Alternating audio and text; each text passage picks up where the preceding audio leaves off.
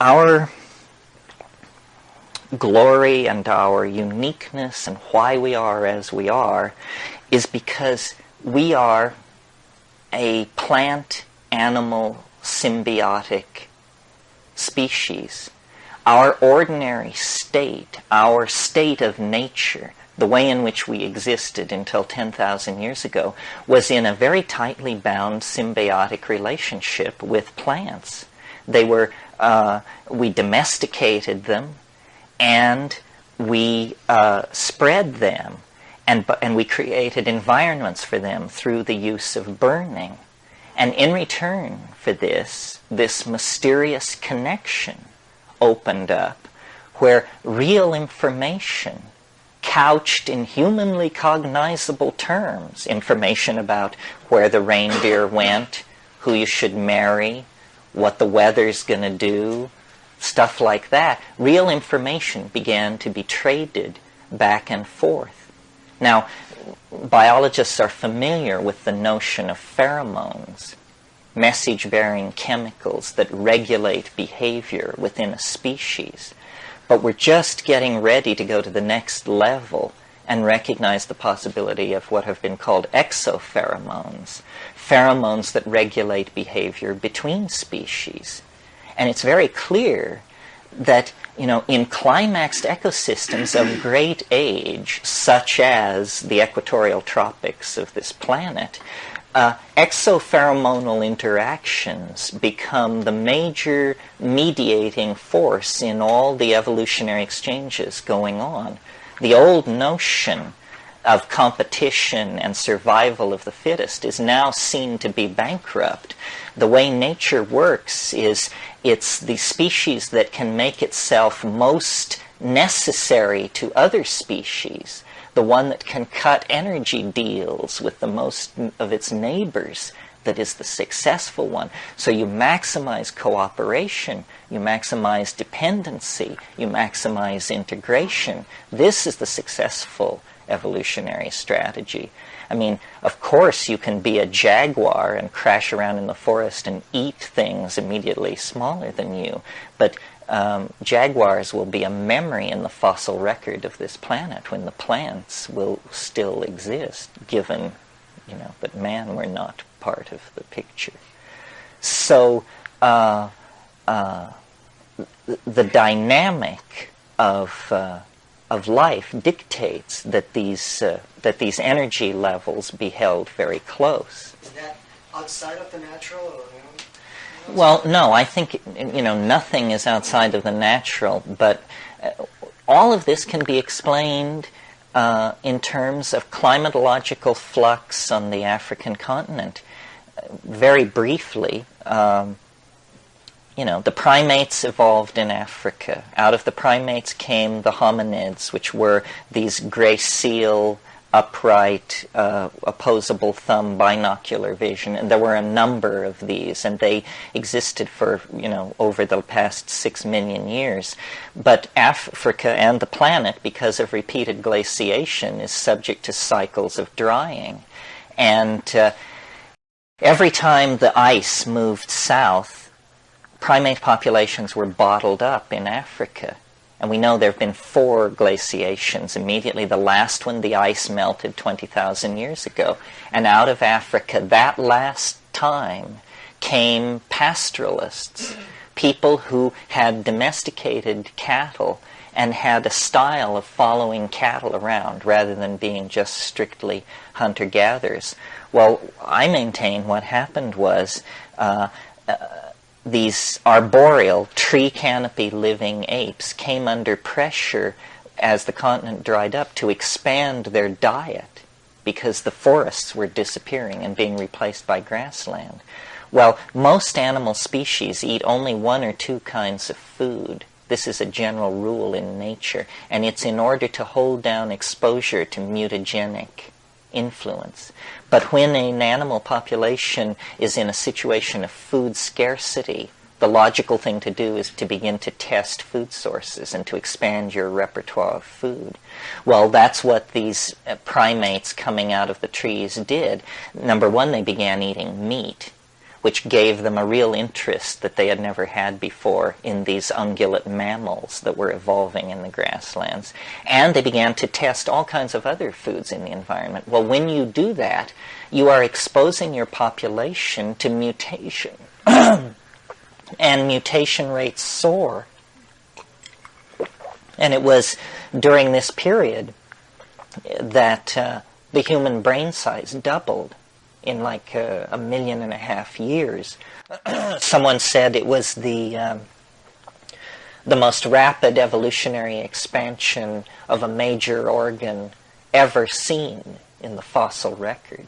Nothing like it ever happened. Why? What was making this happen? Well, it looks like probably huge numbers of mutations were taking place in this population because people were literally eating anything they could get their hands on. And in this environment of the grasslands, the mushrooms were growing on the dung of these ungulate animals. I mean, I think we had something, an unimaginably precious gift. We had consciousness and dynamic order. Consciousness as we experience it now within the confines of history is most analogous to cancer.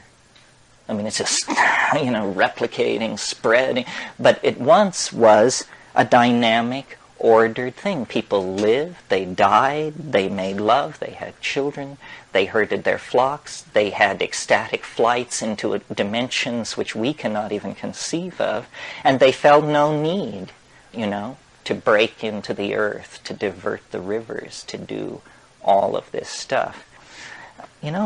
Nature is just an ongoing story. The very drying processes that created those grasslands, that created those pressures on diet, that created that mother goddess religion, that evolved those ungulate animals, that process continued.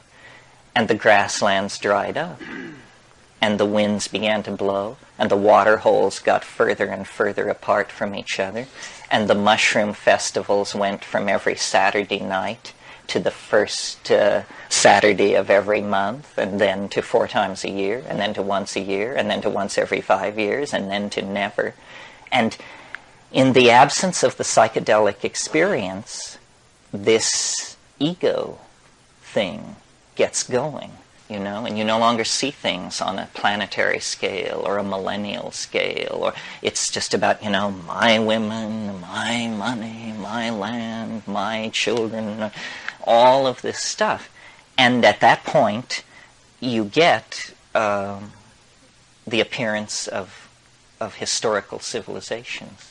You have kingship, the age of Gilgamesh. I mean, my God, when you read the story of Gilgamesh, you just wonder what's going on. Gilgamesh spurned the goddess, and the goddess sent a bull, which to me is, symbolic of the mystery of the mushroom, the ungulate herding horned animal, the crypto symbol for the god. The goddess sends a bull, and he rejects the bull. He rejects the goddess, he rejects the bull. Then he takes Enkidu, the shaman figure, and forces him to go with him into the wilderness. And what do they do in the wilderness? This oldest of all myths, this story of the first men. What do? They cut down the tree of life. That's what they do. They cut down the tree of life. And then they, it goes forward. The earliest strata of mythology that comes out of these Middle Eastern civilizations is full of this male-female nature-artificial tension. The story of Genesis is a similar thing. I mean, what's happening in Genesis is history's first drug bust. A woman is involved with a plant, and the plant opens their eyes, and they see that they are naked, which happens to be the case. They are naked. So in other words, they grok their true existential condition. And Yahweh, wandering around mumbling to himself in the garden, says, this thing that these people have done, what if they eat of the fruit of the tree of life, then they will be as we are. So it's very clear that there is concern to withhold knowledge, that human beings are to be held in an inferior position. Otherwise, if they were to eat of the fruit of the tree of life, of knowledge, they would be as we are. So there's this whole tension. And in the story in Genesis, you'll recall Adam and Eve are cast out of Eden, and an angel is set at the east of Eden with a burning sword. Well, what I take this to be about is it's a story from a strata where already the shift to the dominator culture has taken place. But they're looking backward at the partnership society on the grasslands of Africa. And the angel with the burning sword is nothing more than the sun. That they literally were cast out of Eden. Eden disappeared around them. It dried up and blew away. And there was nowhere to go but the Nile Valley and Palestine. And these people who appear in the Nile Valley and Palestine at about 9,800 BC, called Natufian, come out of nowhere with a very high culture and a tremendous ability to exploit plant resources. And I think they are the remnants of this partnership culture.